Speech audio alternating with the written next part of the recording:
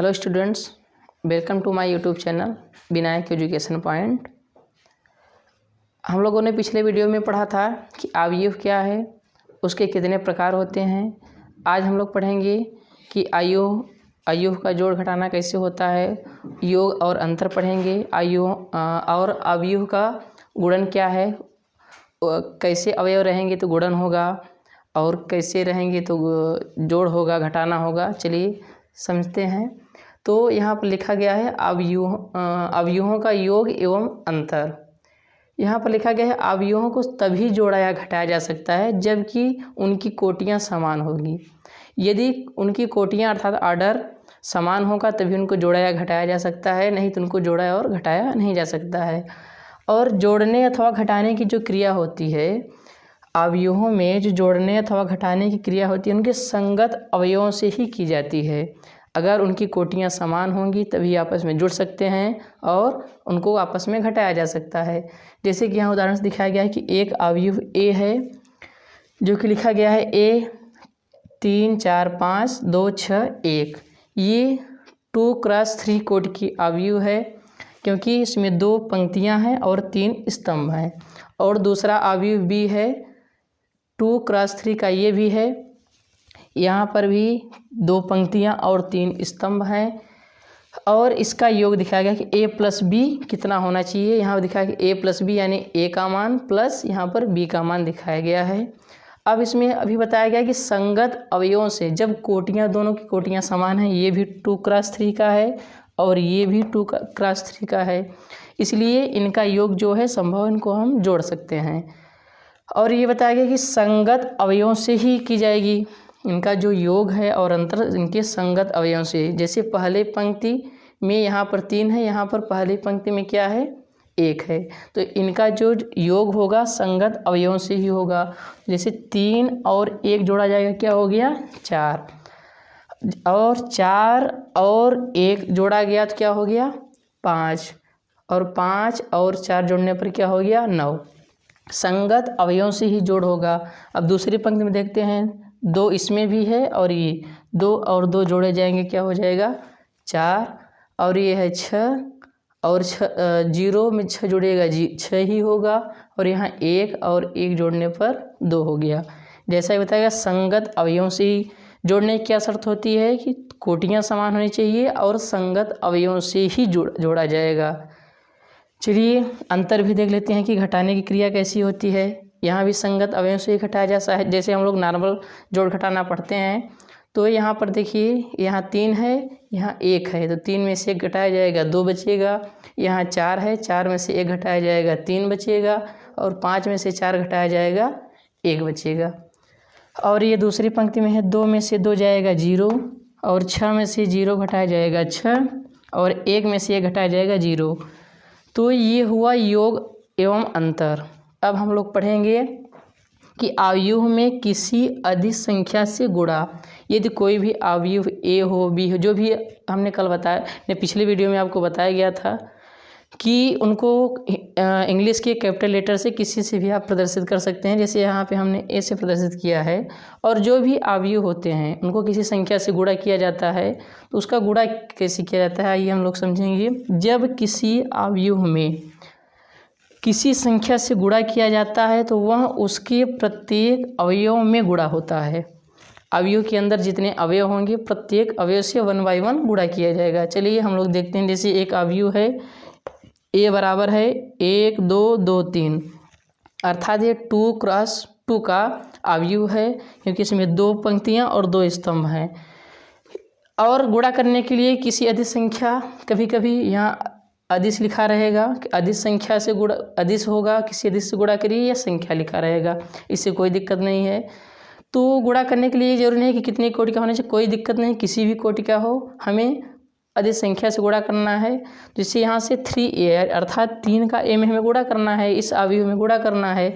इसके पहले a का मान क्या था, 1 2 2 3 हमने लिख दिया, और उसके पहले 3 लिख दिया गया है। तो चलिए 1 बाई 1 प्रत्येक अवयव से गुणा होता है एक एक करके। तो 3 का गुणा पहले 1 में होगा, 3 1 का 3, फिर 2 में होगा 3 दूनी 6, फिर 2 में होगा 3 दूनी 6, और 3 3 का 9। सिंपल तरीके से गुणा हो जाएगा और ये हो गया किसी अवयव में अधिक संख्या से गुणा। इसके बाद हम लोग देखेंगे कि अवयवों की समानता। हम लोग पढ़ते हैं, ये पूछा जाता है कि कौन से अवयव समान हैं, कौन से नहीं समान हैं। तो आइए हम लोग समझते हैं कि अवयव, दो अवयव लिखे जाएंगे तो उसमें समान होंगे कि असमान, कैसे पहचानेंगे। आइए देखते हैं। दो अवयव ए तथा बी समान कहे जाते हैं। इसमें दो कंडीशन है, दो शर्त है। यदि उनके क्रम समान हो, क्रम का अर्थात कोटि बराबर होनी चाहिए। क्रम का मतलब ऑर्डर होता है, उनकी कोट। जैसे अगर 2x2 का है तो दूसरा अवयव भी 2x2 का होना चाहिए, जैसे कि यहाँ पे दिखाया गया है। और दूसरा क्या है कि संगत अवयव भी बराबर होने चाहिए। पहली कंडीशन उनकी कोटि बराबर होनी चाहिए और दूसरी कंडीशन ये है कि संगत अवयव भी बराबर होने चाहिए। चलिए देख लेते हैं। जैसे यहाँ दिखाया गया है कि ये 2x3 का है, अवयव ए बराबर 2x3 का है और बी भी क्या है 2x3 का है। पहली शर्त तो कंप्लीट होगी कि ये 2x3 के हैं, 2x3 के हैं। और दूसरी कंडीशन क्या है कि संगत अवयव भी बराबर हों। जैसे कि यहाँ लिखा गया है 4 6 3, यहाँ भी है 4 6 3, यहाँ पर है 2 4 5, यहाँ भी है 2 4 5। तो इस पर एक क्वेश्चन कभी कभी आ जाता है कि जैसे ये दो अवयव बराबर हैं तो कभी x का मान y का मान पूछा जाता है। तो चलिए हम लोग थोड़ा सा देख लेते हैं। मान लीजिए यहाँ पे 6 के स्थान पे x हो जाए और 5 के स्थान पे y। अब ये बोल रहा है कि यदि a और b दोनों अवयव समान हैं तो x का मान और y का मान बताइए। तो दो कंडीशन है, कब क्वेश्चन में बोल दिया है कि समान हैं, बराबर हैं। उसके लिए हमें मालूम है दो शर्त होनी चाहिए, उनके क्रम समान होने चाहिए और संगत अवयव बराबर होते हैं तभी अवयव समान होता है। तो यहाँ पर ये 2x3 का ये भी है, ये भी है। और क्या बताएगा, संगत समान होने चाहिए। अगर ये समान होता तभी बराबर होंगे। तो यहाँ देखिए x जब तुलना करेंगे हम लोग, जब यहाँ पर अवयवों की तुलना करेंगे तो x के स्थान पे यहाँ 6 है तो x बराबर हो जाएगा 6 और वैसे ही तुलना करने पर y बराबर हो जाएगा हमारा 5। ये हो गया हमारा आंसर। ऐसे ही छोटे छोटे क्वेश्चन पूछे जाते हैं। तो उम्मीद है कि ये बात हमारे समझ गए होंगे आप लोग। अब हम लोग इसके आगे पढ़ेंगे कि जो अवयव होते हैं, अवयवों का अवयव में गुणा कैसे किया जाता है, परिवर्त अवयव क्या है। तो चलिए इसके बाद हम लोग सीखते हैं। तो अवयवों का गुणन हमने क्या सीखा, योग सीखा, अंतर सीखा, किसी अधिक संख्या से गुणा, अवयवों की समानता। अब हम लोग सीखेंगे कि अवयवों का किसी अवयव में गुणा कैसे किया जाता है। तो चलिए हम लोग देखेंगे इसके आगे। तो चलिए स्टूडेंट्स, हम लोग देखेंगे कि अवयवों का गुणन कैसे करते हैं, अर्थात दो अवयवों का गुणन आपस में कैसे किया जाता है।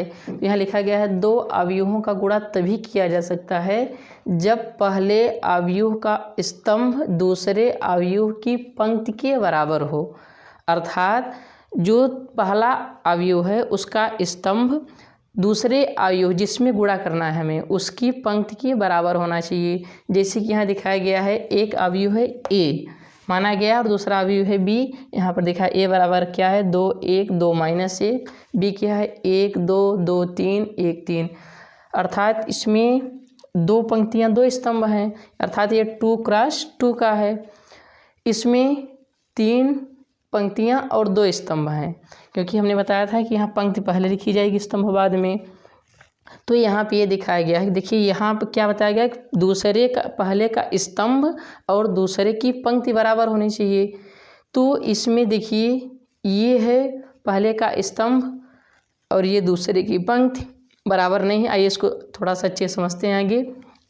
हम पहले ये देखेंगे, हमें जब दो अवयव मिल जाएगा, अगर उसमें बोला जाएगा इसका गुणा करिए, सबसे पहले उसमें ये देखेंगे क्या पहले का स्तंभ दूसरे की पंक्ति के बराबर है कि नहीं। तो यहाँ देखा गया कि चलिए ए का बी में हम गुणा करेंगे, अर्थात ए से बी में गुणा करना है। तो जो ए का है कोट, ए की कोट है 2x2 और यहाँ मतलब है गुणा का चिन्ह है, ठीक है, आपस में गुणा है। और बी की जो कोटि है 3x2 है। अभी हमने बताया कि पहले का स्तंभ दूसरे की पंक्ति के बराबर होगा तभी गुणन संभव होगा, नहीं तो गुणा संभव नहीं है।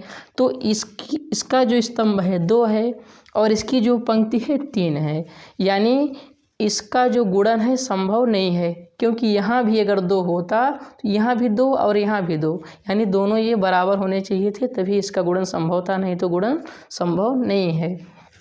लेकिन जब हम बी ए यानी बी का ए से गुणा करेंगे, ए का बी से नहीं, अर्थात इसका मतलब है जो भी अवयव होते हैं वह क्रम विनिमय नियम का पालन नहीं करता है। जितने भी अवयव होते हैं गुणन में ज़रूरी नहीं है कि हमेशा ए का बी और बी का ऐसे, जब समान होंगे कोटि में तो संभव है, लेकिन अगर समान नहीं होंगे तो हो भी सकता है, नहीं भी हो सकता है। अगर क्योंकि इसका स्तंभ इसकी पंक्ति के बराबर होना चाहिए। जैसे कि यहाँ पर देखिए ए का जो है स्तंभ ए है और बी की पंक्ति 3 है, तो यहाँ गुणन संभव नहीं, क्योंकि ये दोनों बराबर होने चाहिए। लेकिन जब हमने बी का गुणा ए से किया है तो यहाँ पर देखिए इसका क्या कोटि है कि 3x2 है और इसका है 2x2, तो इसका जो स्तंभ है बी का एक की पंक्ति के बराबर है, यानी यहाँ भी 2 है यहाँ भी 2 है, यानी इसका हम ये पॉइंट देखेंगे और इसका स्टार्टिंग पॉइंट अगर दोनों बराबर है तब तो गुणन संभव है। और जो गुणनफल आएगा उसकी कोटि क्या होगी 3x2, यानी जो बचेगा पहले की पंक्ति और दूसरे का स्तंभ हमारा जो भी आएगा, लेकिन उसकी कोटि हमें पहले ही मालूम हो जाएगी कि 3x2 का ही आएगा। तो चलिए थोड़ा सा देते हैं कि हमें मालूम हो गया, पहले तो ये क्लियर करेंगे गुणा होगा कि नहीं, यदि होगा तो आगे हम देखेंगे गुणा कैसे किया जाता है। तो ए बी तो नहीं होगा, फिक्स है, क्योंकि ये और ये बराबर नहीं है। बी और ए होगा, अब होगा तो उसका गुणा कैसे किया जाता है ये देखते हैं। बी ए है तो बी है 3x2 का और ए है 2x2 का, तो यहाँ पे हमने बी का मान और ए का मान, आप यहाँ इच्छा हो तो गुणा का चिन्ह लगाइए, नहीं तो इसका मतलब गुणा माना ही जाता है। तो आपस में गुणा है, तो गुणा करने के लिए क्या करते हैं, पहले अवयव की पंक्ति को दूसरे अवयव के स्तंभ पे रखते हैं और गुणा करते हैं। देखिए जैसे ये है पहले अवयव की पंक्ति, पहली पंक्ति है और दूसरे अवयव के स्तंभ पे, ये है स्तंभ, इस पे रखेंगे और गुणा करेंगे। देखिए तो पहले 1 का गुणा 2 के साथ 1 गुणित 2 प्लस इस स्तंभ पे रख रहे हैं, यानी यहाँ रख रहे हैं, तो एक बार इससे गुणा और एक बार 1 का गुणा 2 से, जैसे यहाँ दिखाया गया है, गुणा करके जोड़ देंगे आपस में। पहले इस पंक्ति का गुणा जब पहले स्तंभ से करेंगे तो एक अवयव हमें मिला, उसको दोनों से गुणा करने के बाद जोड़ दिया जाएगा। अब दूसरी पंक्ति उठा करके क्या करें, अब दूसरी पंक्ति का गुणा क्या करें, एक बार पहली पंक्ति गुणा पहले स्तंभ से फिर दूसरे स्तंभ से, तो पहली पंक्ति से हो गया है, पहले स्तंभ से गुणा हो गया है पहली पंक्ति का गुणा दूसरे स्तंभ से। तो जब हम पहली पंक्ति को उठाकर इससे गुणा करेंगे तो 1 का गुणा 1 से 1 गुणित 1 और 1 का गुणा -1 से यहाँ दिखाया गया है। ऐसे ही प्रक्रिया यहाँ चलती रहेगी। जैसे अब दूसरी पंक्ति उठाकर फिर से इस पहले स्तंभ पे रखेंगे तो इस 2 और 3 का गुणा इसमें करेंगे, 2 का गुणा 2 में 2 गुणित 2 और ये 3 का गुणा 2 में 3 गुणित 2 प्लस 7 जोड़ दिया जाएगा, और ऐसे ही यहाँ प्रक्रिया चलती रहेगी। तो ठीक है स्टूडेंट्स, इसके आगे हम नेक्स्ट वीडियो में पढ़ेंगे और कल और बहुत सारे गुणा के एग्जाम्पल आपको नेक्स्ट वीडियो में सिखाए जाएंगे। ठीक है, तो शेष बातें नेक्स्ट वीडियो में करेंगे। थैंक्स।